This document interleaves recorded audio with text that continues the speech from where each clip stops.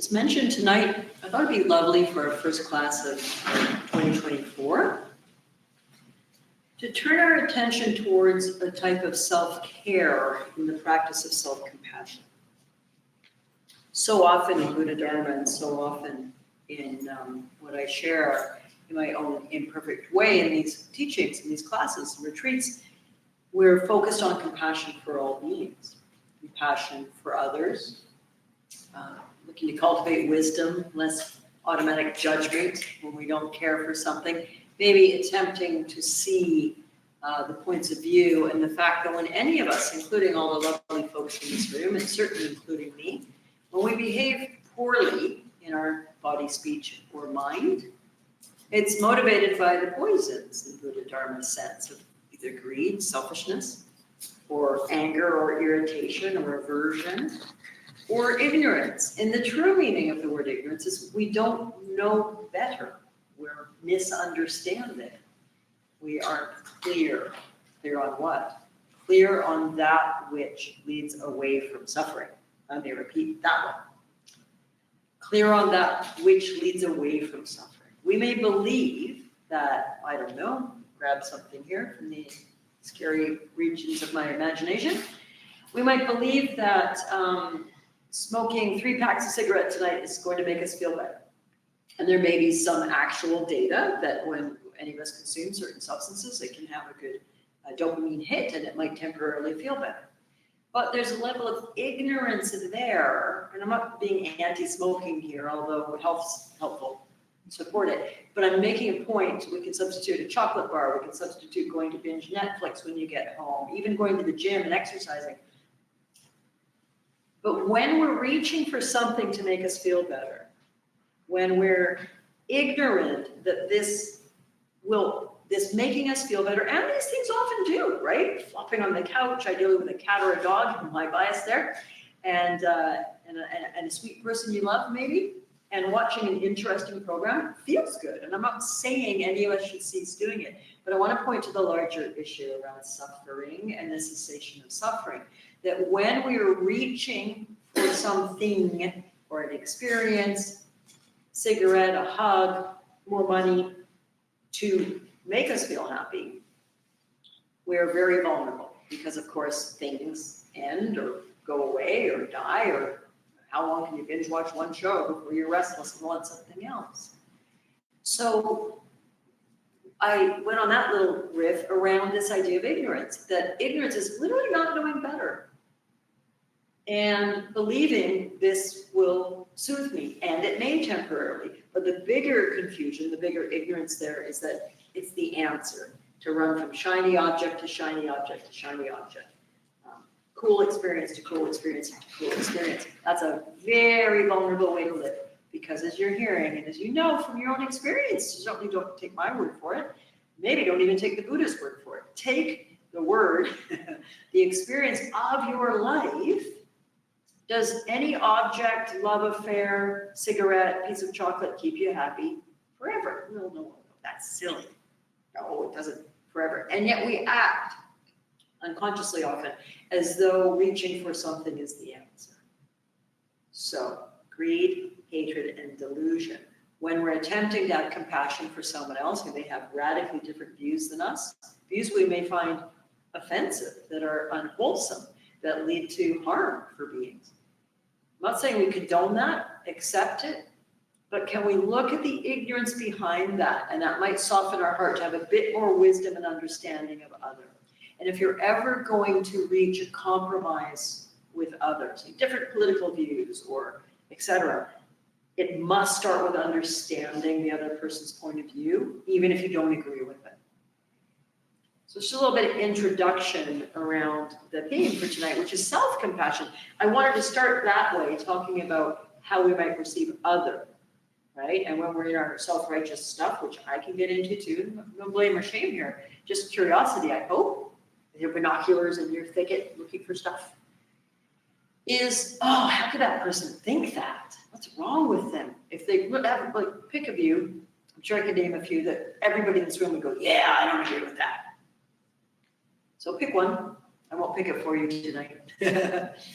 and think, how could someone think that or act that way or do that behavior? Think of your politics. Think of your feelings about animal rights, child trafficking. Pick one. Pretty hard to have any compassion for that person. When you remember that person is driven by the same greed, hatred, delusion threads that are in all of us, unless you're a fully awake Buddha, and I'm not, there can be at least an inkling of what pain and suffering that person must be in to be behaving that way. And I'll quote someone far wiser than probably all of us, but certainly me, His Holiness the Dalai Lama. And it's quite an oft quoted vignette or story of, at some point in the last few decades, a reporter asked His Holiness the Dalai Lama how he felt about the Chinese soldiers in the invasion of Tibet in 1956, where there were some atrocities committed, as every race, every country, and every identity has at times committed atrocities towards others, tribal stuff, etc. But in this case, he was asked, Chinese soldiers who maybe killed monks or abused monks or raped nuns or hurt civilians. How do you feel about these people? And rather famously, and something to aspire to, the Dalai Lama said, I feel tremendous compassion. Tremendous compassion. The amount of suffering in the mind for any of us to do these acts, I have great compassion for the suffering of that, to oversimplify Chinese soldier. That's what we can aspire to, that level of compassion. Be careful here. I know you're all too wise to make this mistake probably, but it bears to say it to ourselves. This doesn't mean we condone the behavior. The behavior out of greed, hatred, delusion can be entirely unacceptable. That's where in the Tibetan teaching, wrathful compassion comes in, which is I have compassion for the person who's conducting this terrible act because they are suffering. I will stop the act.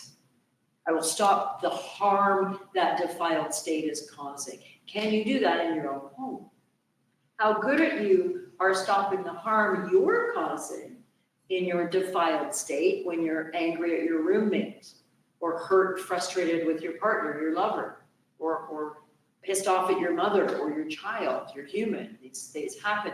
How good are you at noticing the defiled state in your own mind and hopefully not acting out of it? Some of you, a fair number of you, but maybe not all of you know that part of my main work I do is I work with couples. I have an international online couples program. I teach about 100 couples at a time. A program that's similar to couples therapy and different. So boy, do I get to work with all sorts of beautiful beings, including me and my spouse, around, defiled mental state and lashing out, saying something unkind, being critical, being nasty or worse.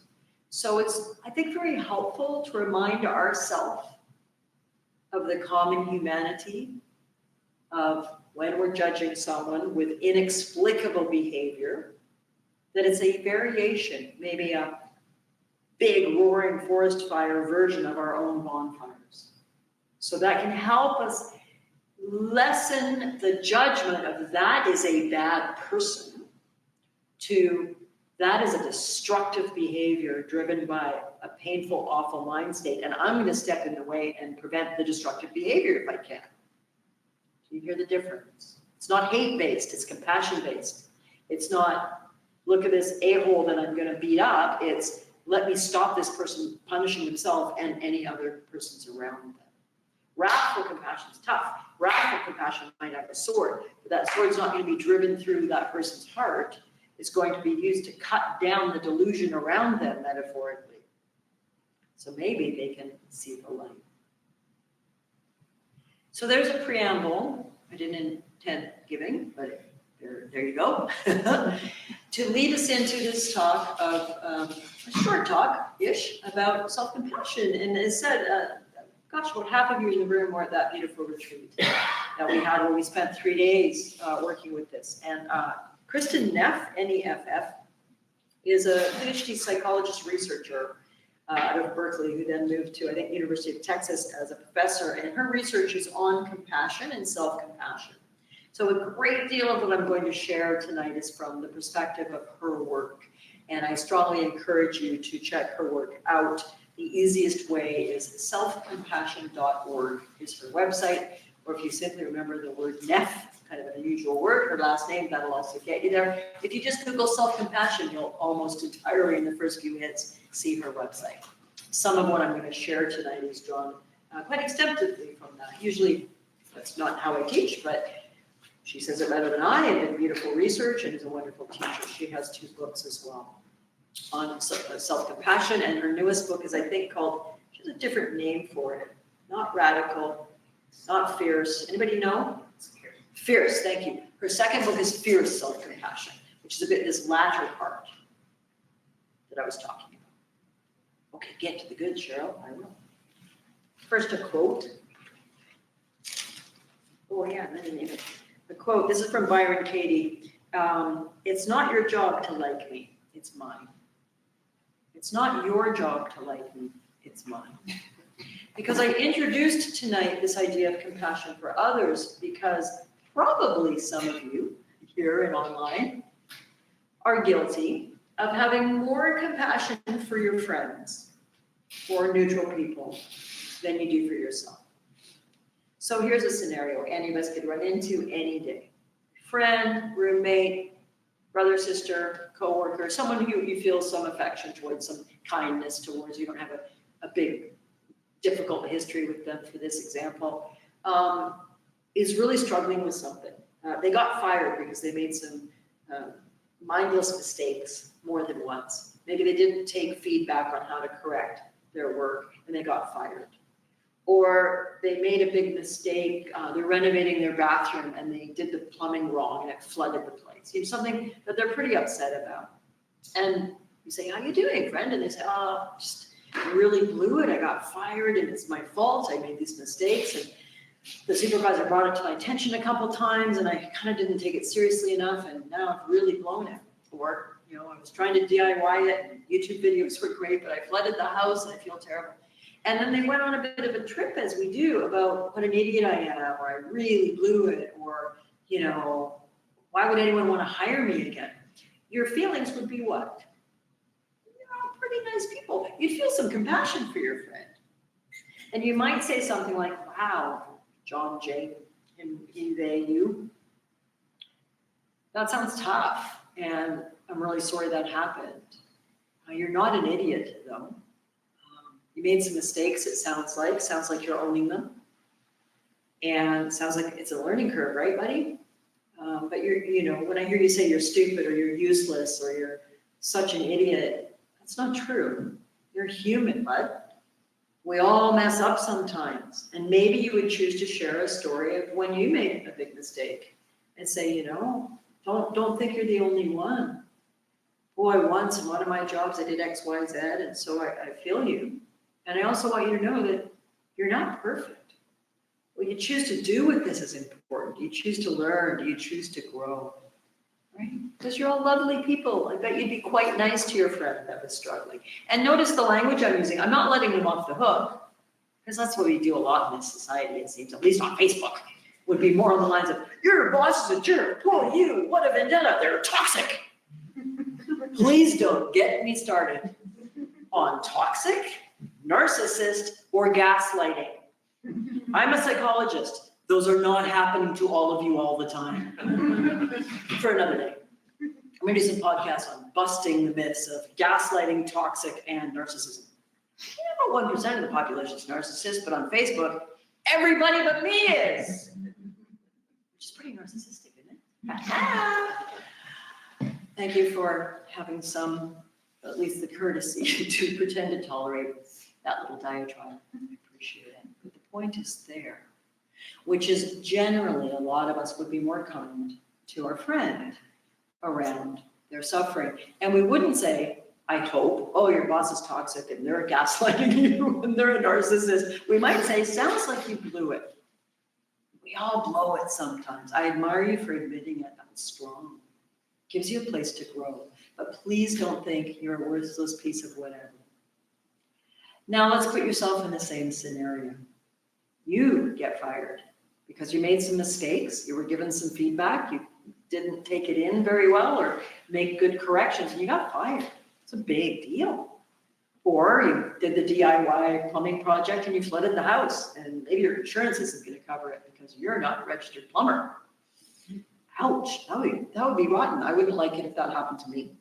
You wouldn't like it if it happened to you. But would you be as kind in your story to yourself? I don't think so.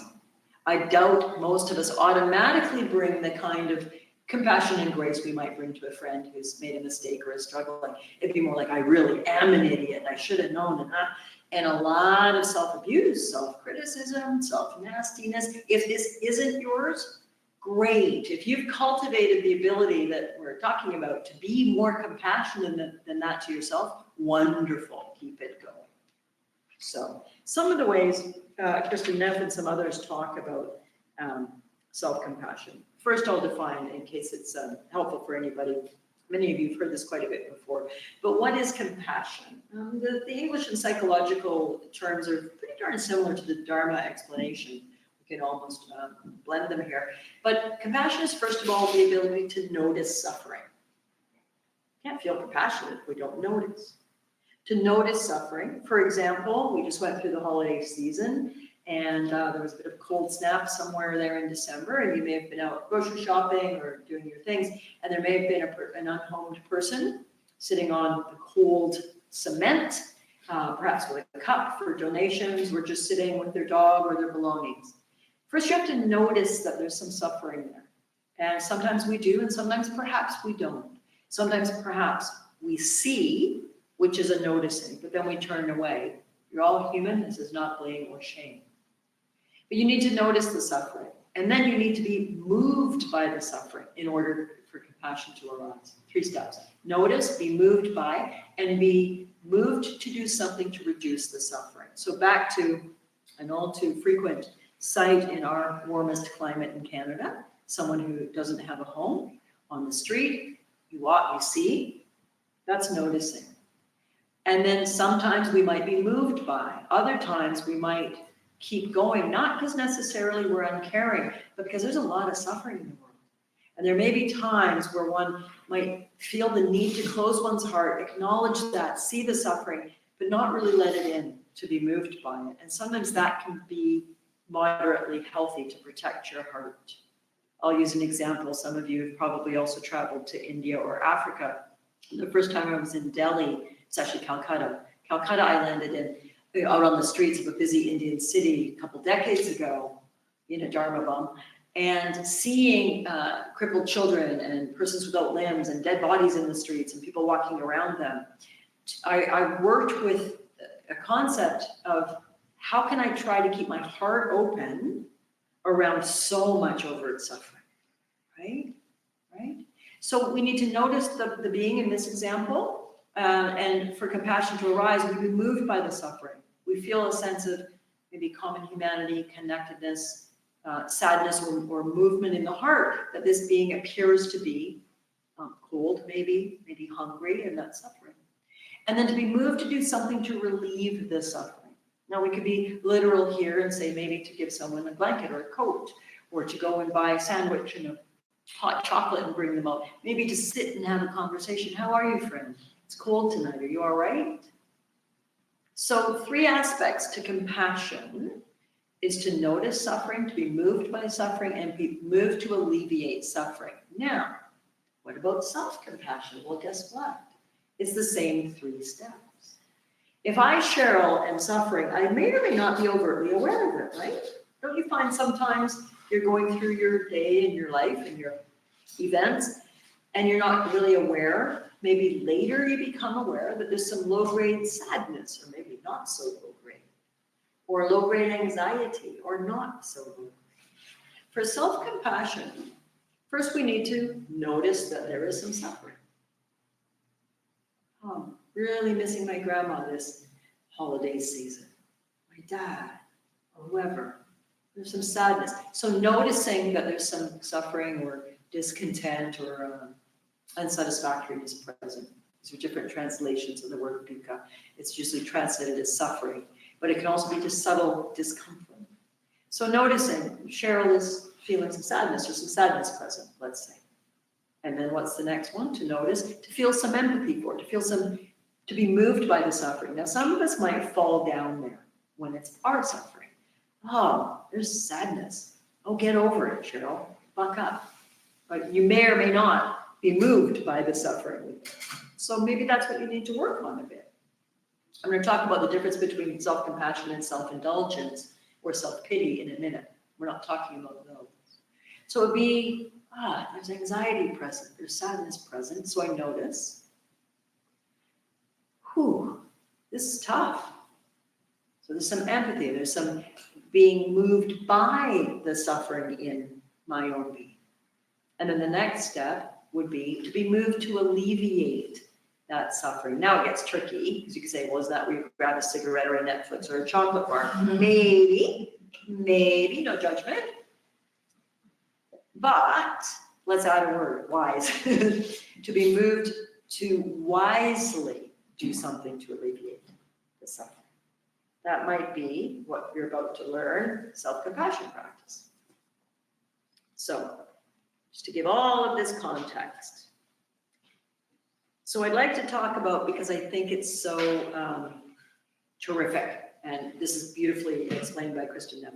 What's the difference between self-indulgence, or self-pity maybe, and self-compassion? Because some of us worry, well, if I'm like, oh, there's suffering present and this is tough, I might just indulge or say, therefore I don't have to go to work, or therefore I'm not going to be there for my family, or etc. Sometimes those can be wise, compassionate choices. But let's hear some wisdom about the difference between self-indulgence and self-compassion. Some people say, well, I'm afraid if I acknowledge the suffering, I'll just eat chips and drink Coca-Cola and watch TV. Like I'll give in to kind of being sluggish or unwholesome. So it's better I just say, yeah, not feeling good, but carry on. Or self-indulgence is more temporary hits. That's how I set things up tonight. These reaching for things to feel better. Cigarette, sugar, checking your phone on retreat, much to the chagrin of your teacher. Because it ruins your mind state. You gotta start over again. You're like, not me. I've never done that. Looking suspiciously too innocent in front of me. Afraid to face the difficult truths. So we run away from them. Or we're afraid, and this is very natural, don't judge yourself if this one resonates. We're afraid if we really acknowledge the struggle, the suffering, we might spiral into despair, overwhelm, panic, grief. So conversely, cousins, but not very close cousins, self-compassion is to know that right now a rest would be wholesome. It's not self-indulgent. It's not avoiding life. There's a difference between those two. And the better you get at this, you can learn to feel, I find, a qualitative difference between self-indulgence and kind of spoiling yourself and actually compassionate rest. For example, like almost all of you, or all of you, I'm sure, I work pretty hard some of the time. I just put into 10-hour straight days planning a whole bunch of stuff for the business. It's been fun, it's been stimulating, but holy smokes, it was a lot of work. And when I get home tomorrow, whenever, I'll probably choose to have a day where I just am very restful. I might watch 2 movies. I might lay on the couch and read a book. And I've learned over the years, for the most part, the difference between healthy self-compassion on a rest day without any guilt, and when I'm feeling more a little lazy and resistant and would like to take the day off and lay on the couch and watch movies. They subtly feel different. One of them is self-indulgent, the second one, the first one is self-compassion and wisdom. When you can look at, witness, I keep rubbing my heart, right? Because often this is where, how is this being called Cheryl? What is present? We bring mindfulness to see what's present. And if it's a bit difficult or sometimes almost overwhelmingly painful, the first step is to notice, as you've heard. The second is to be moved by that suffering, even though it's just mine. And the third is to be moved to do something about it. So, overview and context. Which brings us to this beautiful practice of self-compassion, the way she defines it.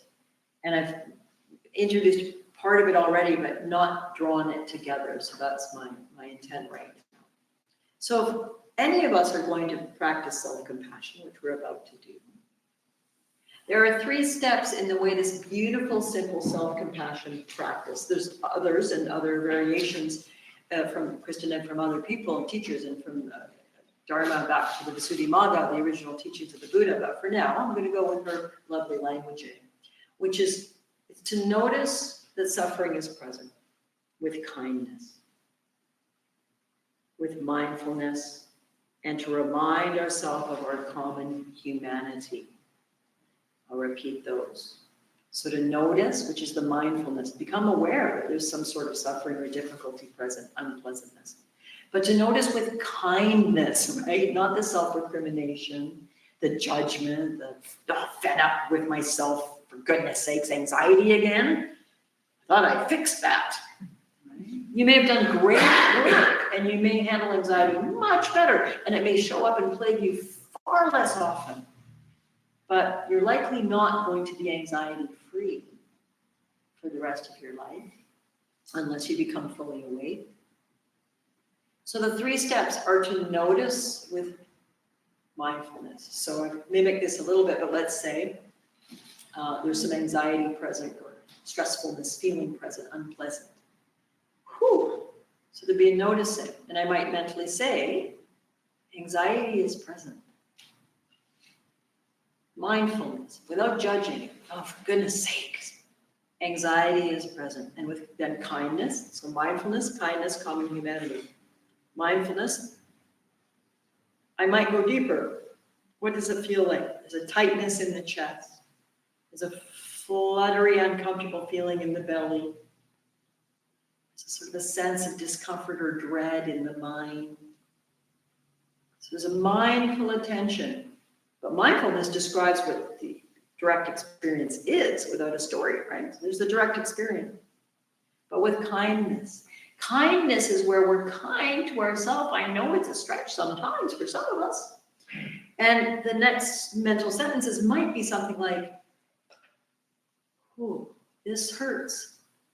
It's kind to recognize that this hurts. It's tough that this is happening right now. Can I be kind to the Cheryl that's struggling? Can I be kind to the state that is present? And you can use phrases like that. One of them I really like that someone uses is ow or ouch, right? Just, ooh, sadness. I'll switch to sadness. Sadness is present. Ouch. That's the acknowledgement without judgment that this hurts in this moment. Might not in the next moment, remains to be seen. But the kindness around this is the direct experience in this moment, and it's painful. May I give kindness to the me that is feeling this. May I be gentle with the me that is struggling in this moment. And this third bit, common humanity, is so beautiful. So beautiful. I think it's her somewhat unique addition. Not really, there's interconnectedness of beings in Buddha Dharma, but the way she does it is so beautiful, which is we remind ourselves of our common humanity, which simply seems is in, I'll give it a couple different ways, but I'm not special or unique. Everyone struggles sometimes, right? Because so often it's, what an idiot, why can't I shake this? Why am I being sad about this again? As though we're uniquely broken, foolish, or wrong. And reminding ourselves of our common humanity does a lot of different things. It can take the judgment away, which is others also feel anxieties. Others also feel grief. All humans go through ups and downs in the mind. All humans have ebbs and flows between wholesome and unwholesome states, or whatever language you want to use. I'm using Buddha Dharma language. I am not alone is another really beautiful thing about reminding ourselves of our common humanity. Doesn't it often feel that you're alone in your pain? And with the judgment we can pile on then about how foolish or weak or dumb or we should be over this, we are, or broken, or this horrible self-talk, it also accentuates an incorrect sense of reality. It's incorrect that we're alone and unconnected. We may feel very alone, by the way. You might be alone in your home where you live alone, bawling your eyes out, or curled up in a panic attack, and it sure as F feels alone. But when we remind ourselves of our common humanity, we're reminded that there are people in our world who do care about us. They may be skillful or unskillful at showing up in the way that would soothe us at the right time, but they care. We can remind ourselves that because X amount of millions of people right now are probably experiencing some sadness or anxiety co-occurring with this moment, we're not crazy, broken, or as alone as we think we are. And these can start to ease, not always, and it's not a linear put slot in A and B will happen. It's not, oh, I'll do a self-compassion practice and now I feel fine. It would be delightful if it was that automatic and easy. Sometimes it is, especially if you practice and cultivate this. But it's the practice of acknowledging the suffering, being kind to the suffering and the being, in this case you, experiencing it, and reminding oneself, we're not uniquely broken. This too shall pass. All beings struggle sometimes. I'm not alone. So let's practice that very simply right now. Place your hand on your heart center. Little bit, and two hands is beautiful too, whichever's most comfortable for you. And close your eyes and actually check in with your actual direct experience. You might be feeling quite calm and pleasant. Wonderful, then you'll work with that. But just notice with mindful curiosity what is present.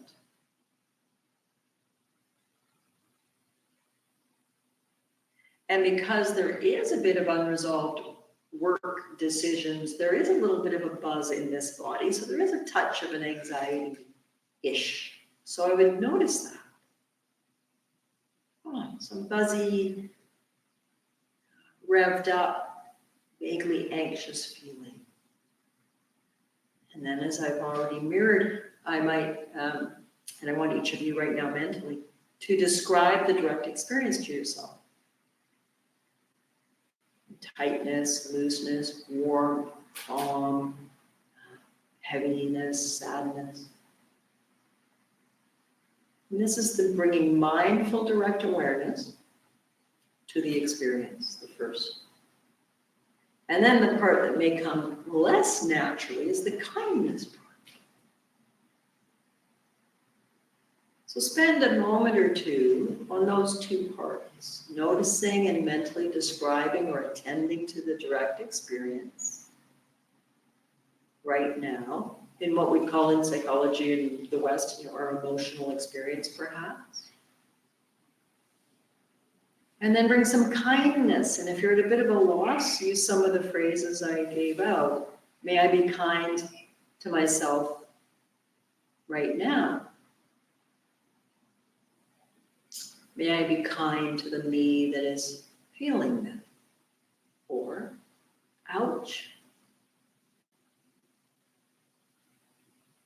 Or, can I hold this without judging?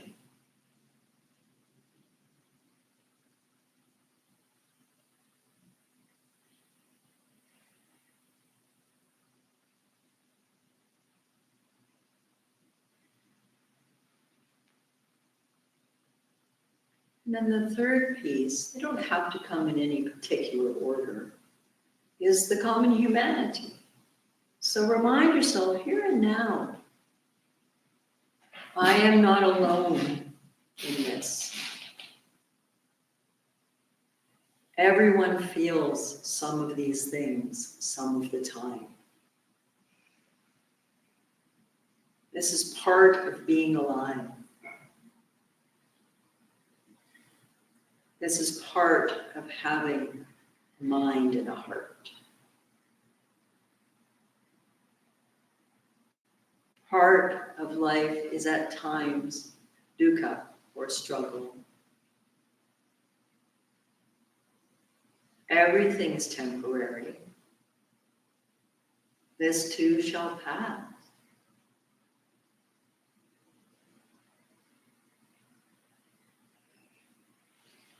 And probably to your relief, I'll stop talking for a few minutes, 2-3 minutes or so. Just explore this a little bit in your own direct experience right now.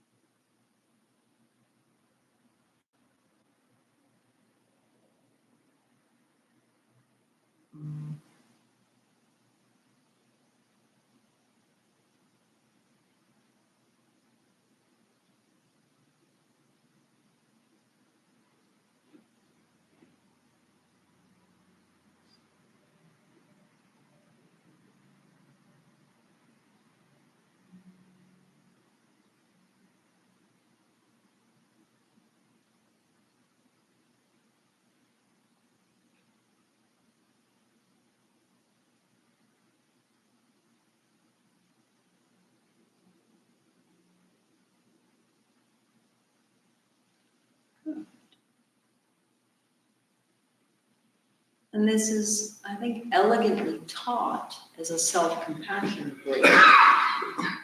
And you can do it in 60 seconds. So maybe you're in a challenging work meeting, or you're stuck in traffic and there's someone honking their horn inappropriately at you and it feels a bit stressful. You can just notice, be kind, remind yourself this too shall pass. It was less than a minute, right? What a difference might that make in our life if we did that once an hour? No one needs to know. I mean, if this might be perceived as a little odd, or people might say, "Are you okay? Is your heart okay?" Then you don't necessarily have to do that. It's really lovely to, though. The more you do, you'll probably notice more connection with the practice here. But you don't need to. You can be in a Zoom meeting where someone's really mad at someone else. It's quite uncomfortable. That didn't happen today, by the way. It's not a real event from today. You're thinking, ooh. But it certainly can happen, right? And you can just be and thinking there's stressful feeling of worry present. This is tough. Can I be kind to the me that is feeling this? And can I remind myself we're all human, including those two fools on the Zoom class. Oops, sorry, back to me. They're suffering. But honestly, you know, it's kind of, I find it a bit amusing, perhaps some of you do too, all the life hacks, right? Some of them are really good, like, you know, taking certain supplements or doing, you know, standing up every hour and stretching. Those are great life hacks to enhance your health or your well-being. But what about a self-compassion life hack? That's a great one too. Add it to your repertoire. You probably brush your teeth. Do some self-compassion. Is that a question? Yes. Yeah. I was just wondering about, you know, there's a range of emotions and a range of intensities. What about like the stronger, more intense? I'm thinking things like shame or guilt, or, you know, the really grief or bereavement loss. Panic. Yeah, like what, rage, do you have hatred. any thoughts or comments to if it's really intense? Yeah, this practice is very helpful. But thank you for the great question. I think everybody could hear it okay, so I won't repeat it. Two answers. One is, it kind of depends on the ballast of your practice or who you are as a being, whether, say, in panic or wrenching grief or triggered anger or rage, whether or not one could sit a little bit. Sometimes it's too overwhelming. Years ago, my first three-month retreat with Rinpoche, I think I had panic attacks every night. There was a lot of stuff clearing. It was not a lot of fun, but it was important. And I'd be like trying to sit in meditation when there was panic. I was in solo retreat, so there was no one else to disturb in the room based on what I did. I was in a cabin. But I talked to him about it. He said, go for a run, go for a walk, go for a hike, hug a tree. Like I said, when you've got that much biophysiological, panicky, anxiety, cortisol, adrenaline, at this time, he says, probably it's not going to be helpful to try to meditate through it. Now, 23 years later, I could meditate through panic. So it's a skillful decision whether doing this, especially with anxiety, because anxiety is often here, and this can even be too much, and bringing attention can maybe make it worse. Then it might be, first of all, you could try lying down with your arms open, or lying down with a pillow on your chest to feel more protected, or go for a brisk walk and still do the practice, but not in stillness. A brisk walk, do some jumping jacks, but be utilizing those 3 steps of, there's this grief present. Can I be kind to the me that is grieving? This is very tough. Ouch. May I remind myself this too will pass. Everyone goes through grief. Everyone goes through loss. But potentially not with the stillness. Is that partly what you were wondering about? Exactly. Yeah. So there's skill and means, as the Buddha talks about, right? So you can take the concept and adapt it at times. When I went for brisk walks on that retreat in 2000, it helped settle some of the biophysiology of the panicky hormone and cortisol dump, and then I could practice alongside it. Sometimes it's not at all self-compassion to muscle through, right? And you hear, boy, how do you know? Well, you don't. You develop over time more wisdom when the enjoying a day on the couch watching movies and replenishing is wholesome, and when it's lazy and avoidant. And we hopefully start to learn just a subtle different feeling between those. When is it wise to so-called muscle through? I don't love that phrase there. When is that actually wise? To develop the ability to be with that suffering, witnessing, maybe moving on to being engulfed in it, to a bit more of a witnessing, engulfed, but then maybe into a little bit of Cheryl looking at and with the engulfment feeling, a little bit of separation. That kindness piece is critical. And then that reminder, that may help us learn to bear along with the biggies. And not drown in the engulfment, but I guess metaphorically be able to have our nostrils and then our whole head above it. And maybe start to get, we're only engulfed to the waist, so to speak. And then honestly, it can be compassionate and wise to say, enough. I'm going to distract myself for healthy reasons with a program or a call to a friend to chat about something benign and lovely, cuddle the cat. That isn't always avoidance and it's not always bad. This is the wisdom piece. When is it self-kindness to say, this is a bit much to be with right now? Better for me to actually go write that report that's due at work because it will distract me and take me out.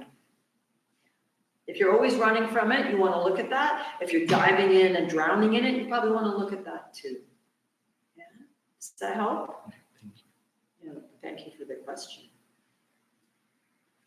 Are there other questions? I can't necessarily answer them skillfully, but I always take a stab. It's good.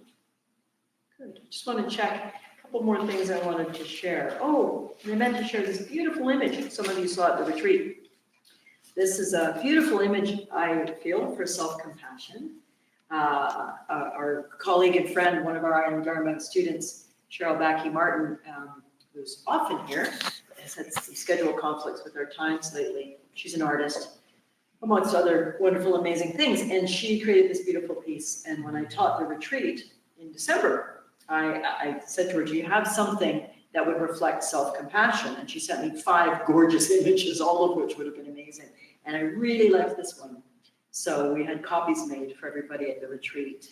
And I hope you look at it often. And to me, that's just, it's this beautiful equipoise meditation, hands are at the heart. And to me, this is really about self, as well as so many beautiful images are about other. The more we strengthen self with self-compassion and kindness, the more you can show up with more compassion for the world. Back to that example I used earlier this evening of an unhomed person in the cold. I live in Couch Valley, and a lot of you live here. When you're compassionate to self, when you're feeling fairly resilient, taking decent care of yourself, you're having a good mind state day, you're a lot more likely to be able to tolerate that second step, noticing, being moved by it, and maybe able to then do some small or large gesture of human kindness. That is a lot harder for all of us when we're burned out. Burned out being the older phrase, and it was replaced about a decade ago. I don't know if it's called something else these days. You'd have to go ask Facebook. But instead of Mark Zuckerberg probably doesn't like me. May he awaken swiftly with and for all beings, the way we hopefully all will.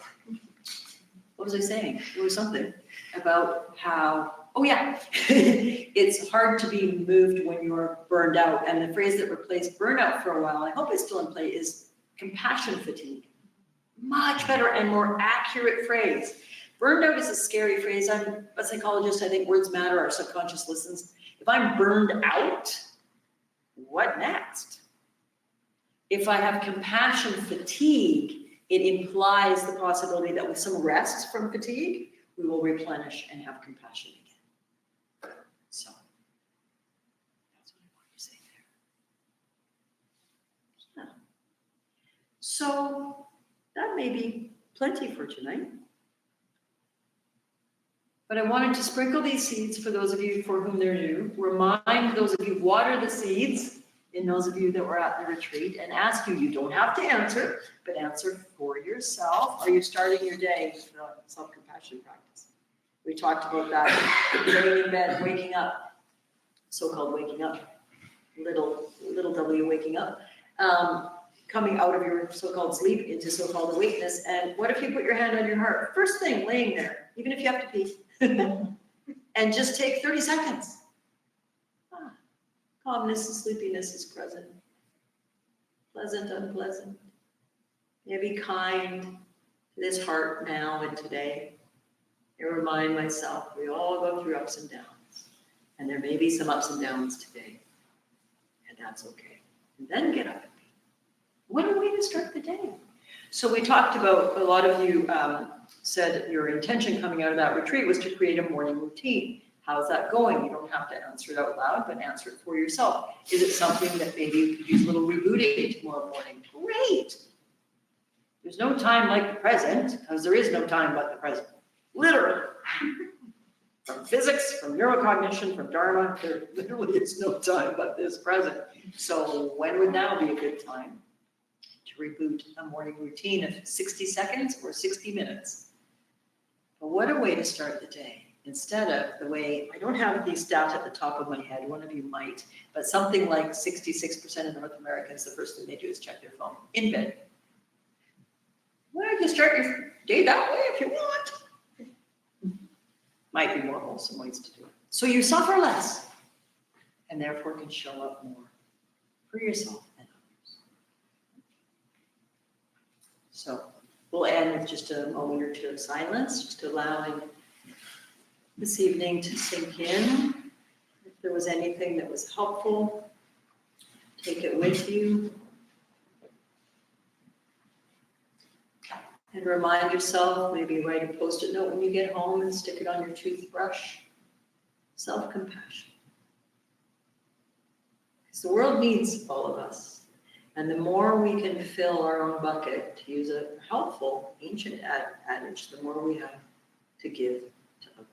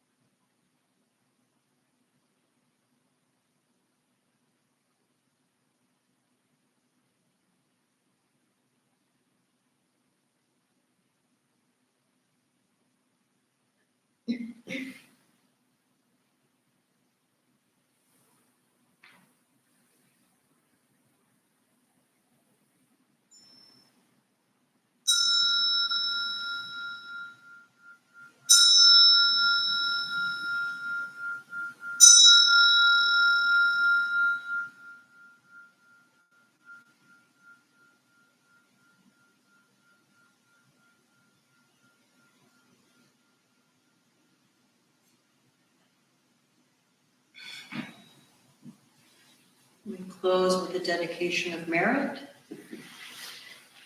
By the merit of this strengthening activity of meditation and Dharma, may there be cessation of the defilements for all beings, the defilements of greed, hatred, and delusion. And may we all be washed and filled with compassion and wisdom.